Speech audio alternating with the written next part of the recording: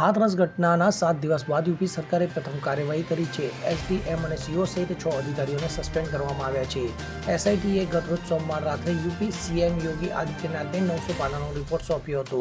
સરકારે SDM Ravindrakumar, CO આનંદકુમાર ઉપરાંત inspector, મામલતદાર અને ચોકી ઇન્ચાર્જ કચોરા અને પેરાને સસ્પેન્ડ કર્યા છે. સીટના રિપોર્ટમાં દુર્ઘટનામાં ષડયંત્રની શક્યતા નકારી શકાય નહીં તેમ જણાવ્યું હતું. એસઆઈટીના અનુસાર આયોજકોની બેદરકારીના કારણે અકસ્માત થયો હતો.